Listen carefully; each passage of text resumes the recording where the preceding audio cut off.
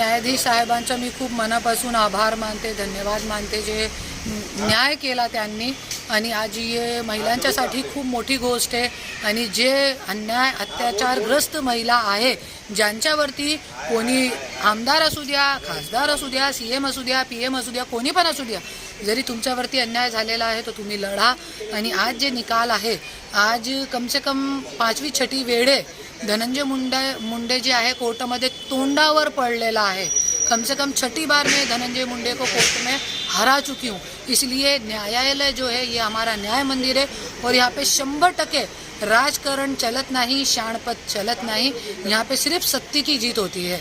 और मैं बहुत बहुत अपने शिव बाबा का धन्यवाद मानती हूँ.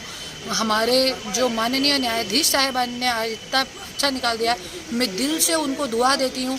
वो सुखी रहे, उनके बीवी बच्चे अच्छे रहे, मेरी दिल से दुआ है और बहुत खुश हूँ. खरं तर तुमच्या बाजूने आज न्यायालयाने न्याय दिलेला आहे.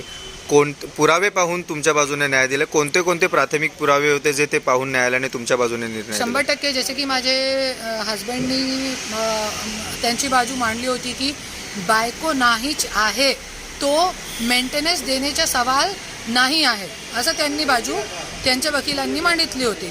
तो मी हे पुरावे दिलेले आहे की पूर्ण मी बायको आहे आणि बायको नाही, फक्त मी पहिली बायको आहे आणि मला मेंटेनन्सची गरज आहे आणि माझ्या मेंटेनन्सचा अधिकार आहे. हे बाजू माझे वकील आणि मी ते पुरावे सादर केलेले की मी पहिली बायको आहे. इथून पुढे तुम्ही कोणते कोणते अजून पुरावे जे आहे ते सादर करणार आहात किंवा कशा प्रकारची पुढची वाटचाल असणार? जे क्रिमिनल कोर्ट बांद्रामध्ये आमच्या केस चालू आहे, त्याच्यामध्ये जी आमच्या डोमेस्टिक व्हायलन्स आहे त्या केसमध्ये मी पुढे जाणार आहे. आणि ज्याच्यामध्ये माझी आईची आत्महत्या झालेली आहे, माझी बहिणीवरती बलात्कार झालेला आहे, तिला 40 वर्षाची करून सोडून दिलेला आहे आणि मला 2-2 वेळे खोटे केसमध्ये जेलमध्ये टाकलं आणि माझ्यासोबत मारहाण केली. आज पण हे व्हायलन्स थांबलेला नाही आहे.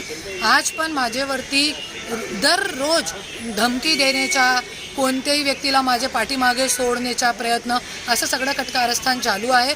हे सगळी गोष्टी घेऊन मी डोमेस्टिक व्हायलन्स में पुढे जे बांद्रा आहे, बांद्रा कोर्टामध्ये मी जाणार.